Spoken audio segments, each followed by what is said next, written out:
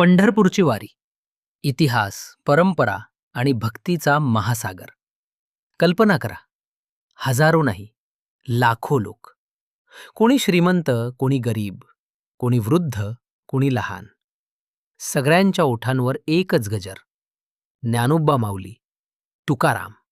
ना कोणाला ओळख, ना कोणताही स्वार्थ, फक्त विठ्ठल भेटीची ओढ. पण तुम्हाला माहिती आहे का, ही वारी नेमकी कधी सुरू झाली? लाखो लोक शेकडो किलोमीटर पायी का चालतात? आणि आजही ही परंपरा इतक्या भक्तिभावानं कशी टिकू नये? चला, जाणून घेऊया पंढरपूरच्या वारीचा अद्भुत इतिहास. वारी म्हणजे काय? वारी म्हणजे ठरलेल्या दिवशी, ठरलेल्या भक्तिभावानं भगवान विठ्ठलाच्या दर्शनासाठी पायी निघणारी यात्रा. ही केवळ यात्रा नाही, ही समतेची शाळा आहे, सेवेची परंपरा आहे आणि भक्तीचा महासागर आहे. वारीचा इतिहास सुमारे 700 ते 800 वर्षांपूर्वी महाराष्ट्रात संत परंपरेचा उदय झाला. संत ज्ञानेश्वर महाराजांनी समाजाला भगवद्गीतेचा सोपा अर्थ सांगितला. संत नामदेवांनी विठ्ठल भक्ती जनमानसात रुजवली. संत एकनाथ महाराजांनी समतेचा संदेश दिला आणि संत तुकाराम महाराजांनी अभंगातून प्रत्येकाच्या मनात विठ्ठल जिवंत केला. याच संतांच्या पालख्या आजही आळंदी आणि देहू येथून पंढरपूरकडे निघतात. पालखी परंपरा कशी सुरू झाली? संत ज्ञानेश्वर महाराजांच्या पादुका पालखीत ठेवून त्यांना मानाचा प्रवास दिला जाऊ लागला. यानंतर संत तुकाराम महाराजांच्या पालखीचीही परंपरा सुरू झाली. आज लाखो वारकरी या पालख्यांसोबत पायी चालतात. वारकरी कोण असतो?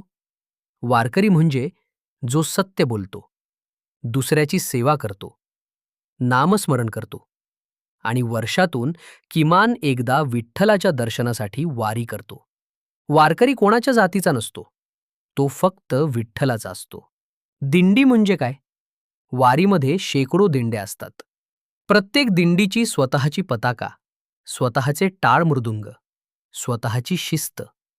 प्रवासात सर्वजण एकत्र चालतात, भजन करतात, अभंग म्हणतात आणि सेवा करतात. वारीतील शिस्त लाखो लोक असले तरी भांडण नाही, गोंधळ नाही. प्रत्येक जण दुसऱ्याची मदत करतो. कोणी पाणी वाटतो, कोणी अन्नदान करतो, कोणी वैद्यकीय सेवा देतो. हीच वारीची खरी ताकद आहे. रिंगण सोहळा.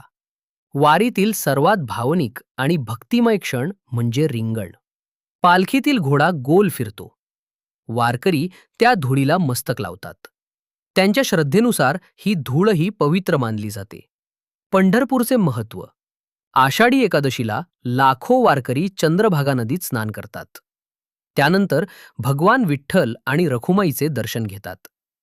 हाच त्यांच्या वर्षभराच्या भक्तीचा परमोच्च क्षण असतो. वारी जगासाठी प्रेरणा का आहे? आज जगभरातून लोक ही परंपरा पाहण्यासाठी येतात. कारण इतक्या मोठ्या संख्येनं लोक स्वतःच्या खर्चानं, स्वतःच्या इच्छेनं, शिस्त, प्रेम आणि भक्तीनं चालतात. अशी परंपरा जगात फारच दुर्मिळ आहे. वारी आपल्याला शिकवते, अहंकार सोडा, सेवा करा, नाम घ्या आणि सर्वांना समान माना. शेवट वारी म्हणजे फक्त पायी चालणं नाही, ती मनाचा प्रवास आहे. अहंकारातून नम्रतेकडे जाण्याचा प्रवास आहे आणि माणसाला माणूस बनवणारी परंपरा आहे. म्हणूनच आजही लाखो वारकरी एकाच विश्वासानं म्हणतात, ज्ञानोबा माऊली, तुकाराम आणि शेवटी पुंडलिक वरदा हरी, विठ्ठल. श्री ज्ञानदेव तुकाराम